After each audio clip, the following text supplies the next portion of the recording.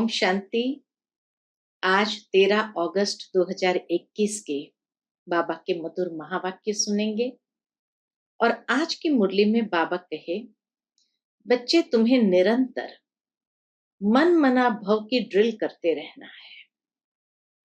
ये ड्रिल कैसे करेंगे वह भी बाबा सिखाते हैं। बाबा कहे, बच्चे इस देह को भूल स्वयं को आत्मा समझो और मुझ बाप को याद करो। साथ ही साथ बाबा कहे, देही अभिमानी बनने का अभ्यास करो,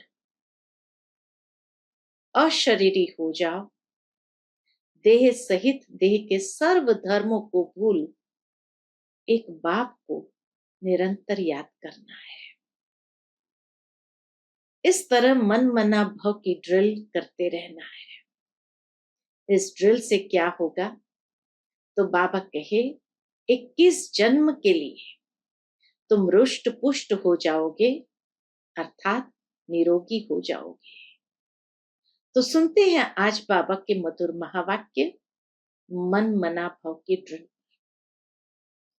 ओम शांति। मीठे बच्चे, मन मना भव की ड्रिल सदा करते रहो तो 21 जन्मों के लिए रुष्ट पुष्ट निरोगी बन जाएंगे। प्रश्न है, सतगुरु की कौन सी श्रीमत पालन करने में ही गुप्त मेहनत है? उत्तर है, सतगुरु की श्रीमत है, मीठे बच्चे इस देह को भी भूलकर मुझे याद करो। अपने को अकेली आत्मा समझो, देही अभिमानी रहने का पुरुषार्थ करो। सबको यही पैगाम दो कि अशरीरी बनो, देह सहित देह के सब धर्मों को भूलो तो तुम पावन बन जाएंगे। इस श्रीमत को पालन करने में बच्चों को गुप्त मेहनत करनी पड़ती है। तकदीरवान बच्चे ही यह गुप्त मेहनत कर सकते हैं। ओम शांति। बच्चे बैठे हैं अपने भाई और बहनों को ड्रिल सिखाने। ये कौन सी ड्रिल है? इसमें बच्चों को कुछ कहना नहीं होता है। ये ड्रिल में कुछ बोलना नहीं होता है। वह जो जिस्मानी ड्रिल आदि करते हैं उसमें तो कहना पड़ता है। यह तो सुप्रीम टीचर है जो गीता का भगवान भी है, जो बच्चों को बैठ योग की ड्रिल भी सिखाते हैं।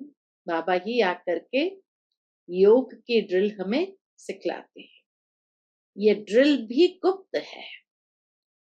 ड्रिल सिखाई इसीलिए जाती है कि स्टूडेंट रुष्ट पुष्ट हेल्दी हो। तुम बच्चे जानते हो कि इस मन मना भव की ड्रिल से 21 जन्मों के लिए बहुत रुष्ट पुष्ट रहेंगे, कभी बीमार नहीं होंगे। इस ड्रिल से इतने हेल्दी हो जाते हैं जो बाबा कहे सतयुग के 21 जन्म के लिए हेल्दी रहेंगे, कभी बीमार नहीं होंगे। तो यह कितनी अच्छी रूहानी ड्रिल है। बाप समझाते हैं, मन मना भव, इसमें कहने की भी दरकार नहीं है। सिर्फ समझाया जाता है कि अपने को आत्मा समझो, देही अभिमानी भव। भव का अर्थ ही है कि तुम बाप को याद करो तो एवर हेल्दी बन जाएंगे। कल्प पहले भी हम इस रूहानी ड्रिल से एवर हेल्दी बने थे। रूहानी ड्रिल, रूहानी बाप परम पिता परमात्मा शिव ही सिखलाते हैं। भगवान तो उनको ही कहा जाता है जिनकी पूजा भी होती है। शिवाय नमः। बाबा कहे शिवाय नमः भी कहते हैं ना। ब्रह्मा देवताय नमः, शिव परमात्माय नमः कहेंगे। यह ड्रिल कोई जिस्मानी मनुष्य नहीं सिखलाते हैं। ऐसे नहीं कि तुमको ये ड्रिल ब्रह्मा ने सिखलाई है। ये ड्रिल कोई मनुष्य नहीं सिखा सकते हैं। बाबा कहे ब्रह्मा भी नहीं सिखा सकते हैं। ये ड्रिल हमें परमात्मा ने सिखाई है। ऐसे नहीं कि तुमको ये ड्रिल ब्रह्मा ने सिखाई है, नहीं, बल ब्रह्मा कुमार कुमारियां कहलाते हो, परंतु चिट्ठी पर भी लिखते हो शिव बाबा केयर ऑफ ब्रह्मा। वह तो गुप्त हो गया, शिव बाबा तो गुप्त हो गया, लेकिन मनुष्य को कैसे पता पड़े? ब्रह्मा तो प्रजापिता है, तो सारी दुनिया उनके बच्चे हैं। प्रजापिता है ना। ड्रिल सिखलाने वाला तो निराकार बाप है, वह गुप्त है। गुप्त होने के कारण मनुष्य को समझने में भी डिफिकल्टी होती है। ब्रह्मा को तो भगवान नहीं कहा जाता, यह नाम ही दिखाते हैं। ब्रह्मा कुमार कुमारियां अर्थात ब्रह्मा की संतान। जब कोई आता है तो उनको समझाना है। क्या समझाना है?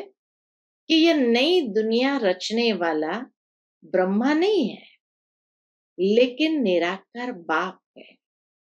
बाबा कहे परिचय देना है निराकार बाप का कि ये नई दुनिया रचने वाला कोई ब्रह्मा नहीं है, लेकिन निराकार बाप है, जो ब्रह्मा द्वारा रचना रचते हैं। पारलौकिक परमपिता परमात्मा ब्रह्मा द्वारा रचते हैं। गोया सुप्रीम सोल की रचना हुई।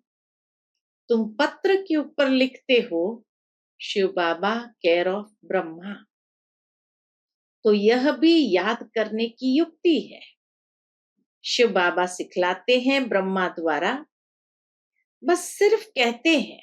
क्या कहते हैं? मन मना भव, और कोई तकलीफ नहीं दी जाती। सिर्फ कहा जाता है कि तुम अपनी उन्नति चाहते हो और सचखंड का मालिक बनने चाहते हो, तो सचखंड स्थापन करने वाला तो एक ही सत्य बाप है, उसे याद करो। बाबा कहे ऐसे समझाना चाहिए कि अगर तुम उन्नति चाहते हो, सचखंड का मालिक बनना चाहते हो, तो सचखंड स्थापन करने वाला एक ही सत्य बाप है, उसे याद करो। बेहद का बाप ही आकर बच्चों को कहते हैं कि मुझे याद करो, तो पापों से मुक्त होंगे। कृष्ण को पतित पावन नहीं कहा जाता है, सिवाय परमपिता परमात्मा के, और कोई नाम नहीं लेंगे, गॉड फादर ही कहेंगे। सब उनको फादर कहते हैं, फिर उनको सर्वव्यापी कैसे कह सकते? कहते हैं वह आते हैं लिबरेट करने के लिए। परमात्मा आते हैं लिबरेट करने के लिए, तो बाबा कहे वो सर्वव्यापी कैसे हो सकता? ये मनुष्य नहीं जानते। तो कल्प की आयु ही उल्टी लिख दी है। अब बच्चों को ये ड्रिल करनी है। ज्ञान तो मिला हुआ है, जब बैठते हो तो अपने को देही समझकर बाप को याद करो, तो विकर्म विनाश होंगे। टीचर सामने बैठा है, बाबा कहे टीचर सामने बैठता है गद्दी पर तो शोभता है। कायदा है कि ड्रिल कराने के लिए टीचर जरूर चाहिए। कोई बड़ा टीचर तो कोई छोटा टीचर होता है। अब तुम्हारा इम्तिहान लेने की कोई दरकार नहीं है। बाबा कहे अब तुम्हारा इम्तिहान लेने की कोई दरकार नहीं, क्योंकि तुम खुद जानते हो कि हम कितना समय मोस्ट बिलवेड बाप को याद करते हैं। ब्रह्मा कोई मोस्ट बिलवेड नहीं है। बिलवेड मोस्ट वह है जो सदा पावन। तुम बच्चे जानते हो कि सबसे प्यारा कौन है? मनुष्य परमात्मा को ही याद करते हैं। हे दुखहर्ता, सुख करता। उसको लिबरेटर भी कहते हैं, अर्थात दुखों से मुक्त करने वाला। तो बच्चों को अपना पुरुषार्थ करना है। ड्रामा प्लान अनुसार ये दुनिया पावन होनी जरूर है, और पावन दुनिया बनने के लिए आग लगनी है, अर्थात महाविनाश जरूर होना है। यह भी जानते हो आग कैसे लगेगी? विनाश होने बिगर दुनिया पावन बन नहीं सकेगी। यह है रुद्र ज्ञान यज्ञ।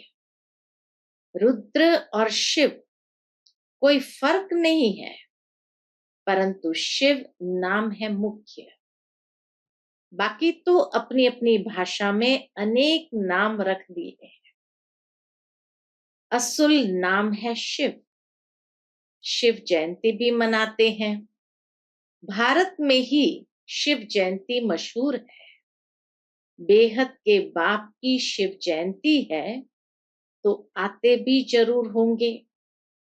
शिव बाबा का नाम बाला है।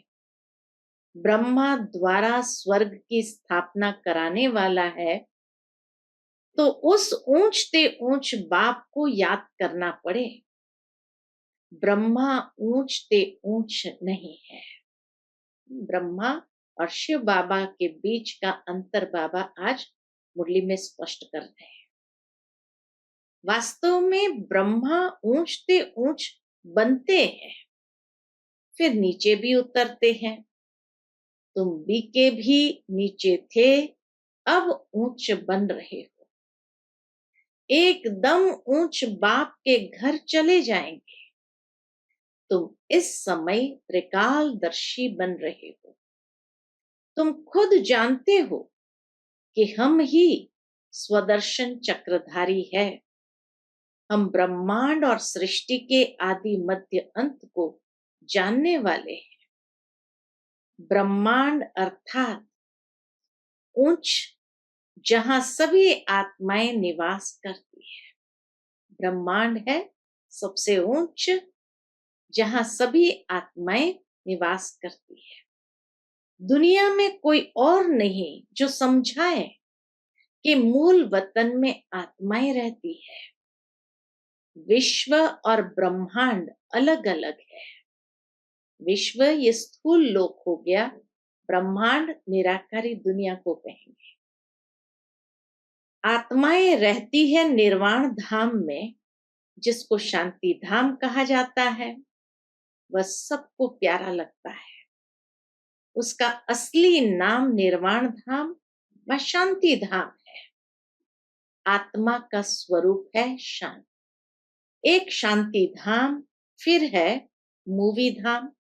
सूक्ष्म वतन को कहेंगे मूवी धाम, और यह है टॉकी धाम। मूवी धाम में जास्ती रहने का नहीं है। शांति धाम में तो बहुतों को रहना होता है और कोई स्थान नहीं है। ये 3 लोक है और कोई स्थान नहीं है। आत्मा जब बाप को और घर को याद करती है तो ऊपर में याद करती है। परमात्मा को जब याद करते हैं तो घर में याद करते हैं। बीच के धाम को तुम्हारे सिवाय और कोई नहीं जानते हैं। मनुष्य को तो इतना ज्ञान है नहीं।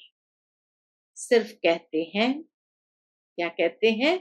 ब्रह्मा विष्णु शंकर सूक्ष्म वतन में रहते हैं। बाकी उन्हों के ऑक्यूपेशन का पता नहीं है। 84 जन्म लेते हैं। ब्रह्मा सो विष्णु, विष्णु सो ब्रह्मा है। 84 जन्म दिखाए हैं। किस तरह से? विष्णु सो ब्रह्मा है। यह है लीप युग। यह थोड़े समय का है। जैसे पुरुषोत्तम मास कहा जाता है, यह तुम्हारा हीरे जैसा उत्तम बनने का उच्च जन्म है। शूद्र से ब्राह्मण बनना सबसे उत्तम है। ब्राह्मण बनते हो तो दादे का वर्षा लेने के हकदार बनते हो। बाप बच्चों को कहते हैं, बच्चे सदैव मन मना भव। बाप का मैसेज सबको देते रहो। ये मन मना भव का मैसेज बाबा कहे सबको देते रहो। बाप को कहा ही जाता है मैसेंजर, और कोई भी मैसेंजर अथवा पैगंबर नहीं है। वह तो आकर अपना धर्म स्थापन करते हैं। पैगंबर सिर्फ एक है, वही आकर तुमको पवित्र बनने का पैगाम देते। वह आते हैं धर्म स्थापन करने।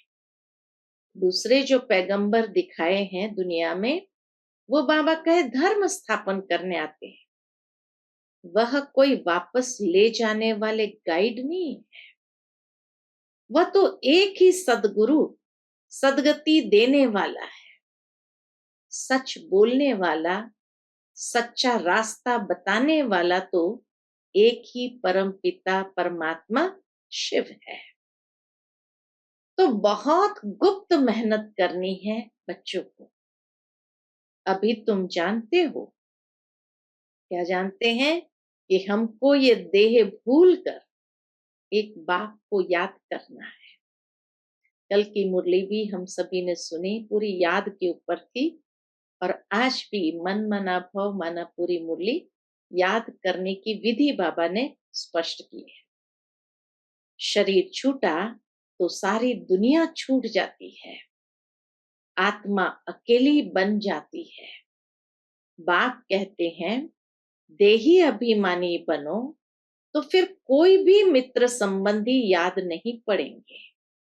हम आत्मा है, हम चले जाएंगे बाप के पास। बाप राय देते हैं कि तुम मेरे पास कैसे आ सकते हो। यह बाबा भी नामी ग्रामी है। इन द्वारा बाप सभी आत्माओं का गाइड बन मच्छर सदृश वापस ले जाते हैं। यह यथार्थ ज्ञान सिर्फ तुम बच्चों की बुद्धि में है। तुमको पांडव सेना भी कहते हैं। पांडव पति स्वयं साक्षात परमपिता परमात्मा है, जो तुम बच्चों को ड्रिल सिखला रहे हैं। हूबहू कल्प पहले मुआफिक। बाबा आकर हमें ड्रिल सिखाते हैं, हूबहू कल्प पहले मुआफिक। जब विनाश होगा तो सब आत्माएं शरीर छोड़ चली जाएगी। सतयुग में जब थोड़ी आत्माएं हैं तो एक राज्य है, अभी अनेक है, फिर जरूर एक होगा। यह ज्ञान सारा दिन बुद्धि में सिमरण करना है। बच्चों को प्रदर्शनी भी समझाना है। बाबा कहे बच्चों को प्रदर्शनी पर भी समझाना है। जब न्यू दिल्ली थी तो नया भारत था। एक ही आदि सनातन देवी देवता धर्म था। आदि सनातन कोई हिंदू धर्म नहीं था। हम ब्राह्मण सो देवता बनते हैं, यह और धर्म वाले मानेंगे नहीं। दूसरे धर्म वाले इस बात को मानेंगे नहीं। जो पहले आते हैं वही 84 जन्म लेते हैं। यह है बिल्कुल सहज समझने की बातें। अब तुम बच्चों की बुद्धि में है कि अब नाटक पूरा होता है, सभी एक्टर्स आ गए हैं। 84 जन्म पूरे किए, अब फिर घर चलना है। क्यों? क्योंकि बहुत थक गए हो ना। पूछते बाबा घर क्यों चलना है, तो बाबा कहे क्योंकि बहुत थक गए हो ना। भक्ति मार्ग है ही थकने का मार्ग। बाप कहते हैं अब मेरे को याद करो, औरों को भी पैगाम दो, कि देह सहित देह के सब धर्म छोड़ अपने को आत्म समझ बाप को याद करो। अशरीरी बनो तो पावन बन जाएंगे, क्योंकि अब वापस घर चलना है। इसलिए बाबा कहे अशरीरी होने का अभ्यास करना है। मौत सामने खड़ा है। यहाँ भी बच्चे बाप के पास सन्मुख रिफ्रेश होने आते हैं। मधुबन में आते हैं तो सन्मुख रिफ्रेश होने आते हैं। बाप सन्मुख बच्चों को समझाते हैं कि बच्चे देह अभिमान छोड़ माँ में कम याद करो। यह पुरानी दुनिया अब खत्म होनी है।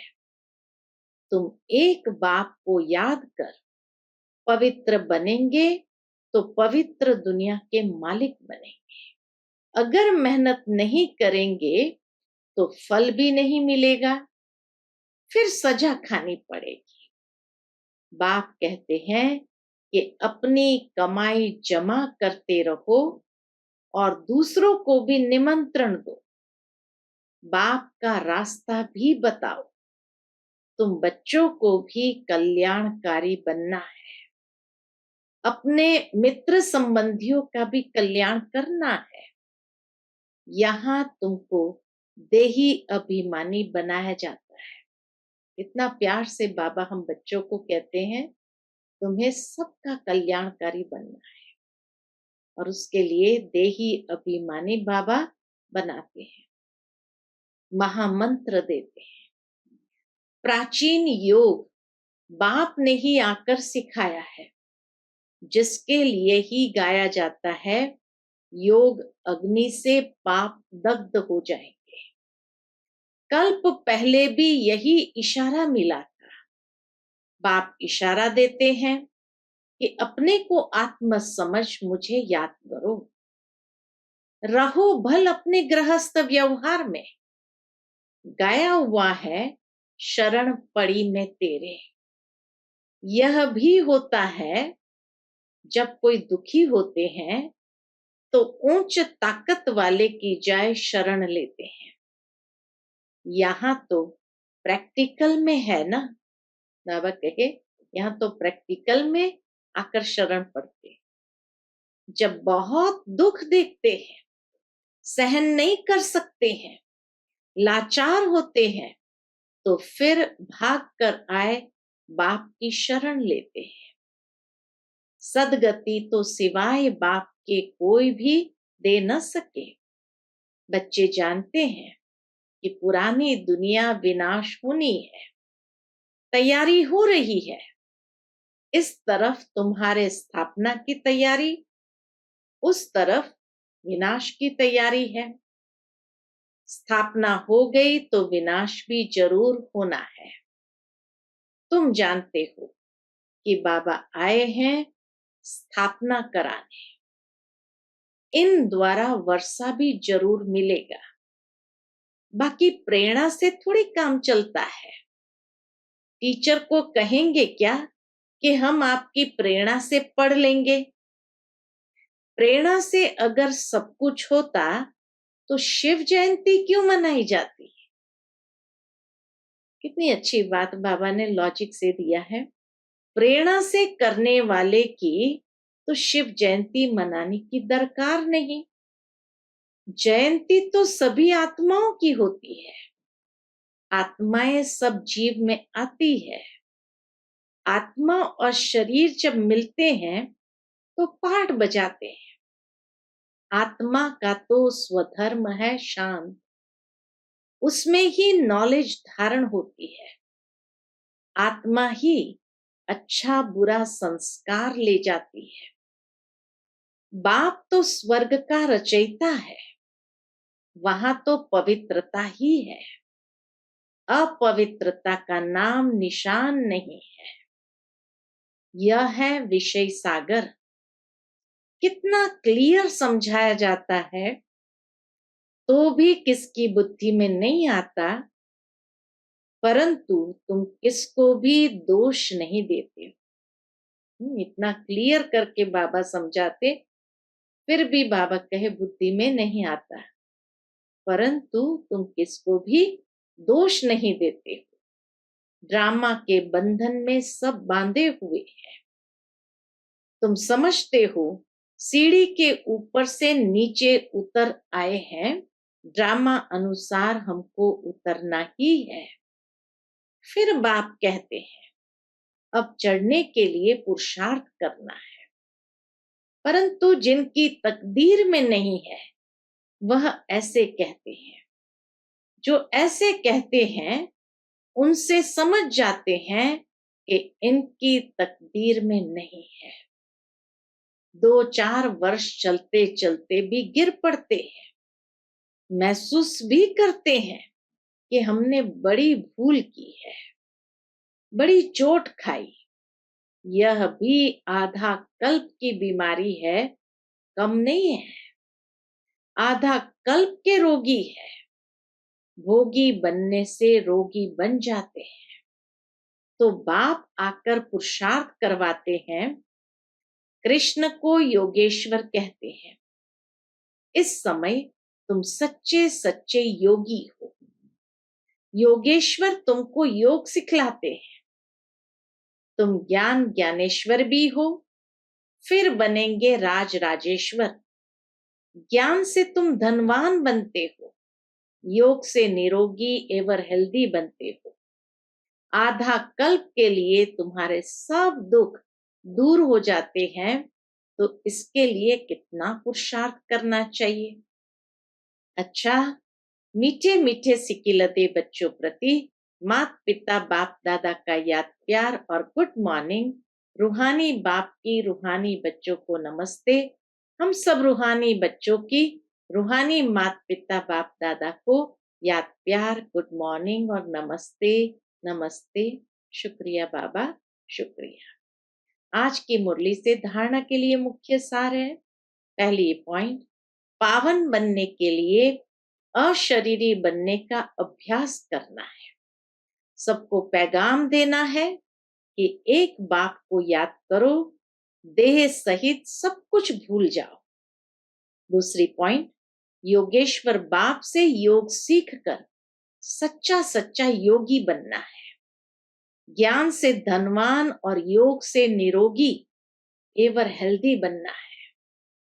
आज का बाबा का मधुर वरदान है, कल्याण की वृत्ति और शुभ चिंतक भाव द्वारा विश्व कल्याण के निमित्त बनने वाले तीव्र पुरुषार्थी भव।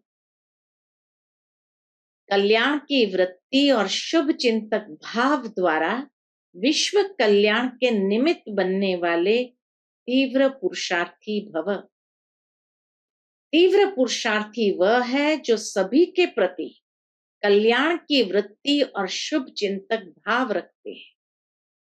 भले कोई बार बार गिराने की कोशिश करे, मन को डगमग करे, विघ्न रूप बने, फिर भी आपका उसके प्रति सदा शुभ चिंतक का अडोल भाव हो। बात के कारण भाव न बदले। हर परिस्थिति में वृत्ति और भाव यथार्थ हो तो आपके ऊपर उसका प्रभाव नहीं पड़ेगा। फिर कोई भी व्यर्थ बातें देखने में ही नहीं आएगी, टाइम बच जाएगा। यह है विश्व कल्याणकारी स्टेज। आज का स्लोगन है, संतुष्टता जीवन का श्रृंगार है, इसीलिए संतुष्ट मणि बन संतुष्ट रहो और सर्व को संतुष्ट करो। संतुष्टता जीवन का श्रृंगार है, इसीलिए संतुष्ट मणि बन संतुष्ट रहो और सर्व को संतुष्ट करो। अच्छा, Om Shanti. To watch Peace of Mind channel videos on YouTube, subscribe us on youtube.com/TV Peace of Mind. Just a click for a peaceful life.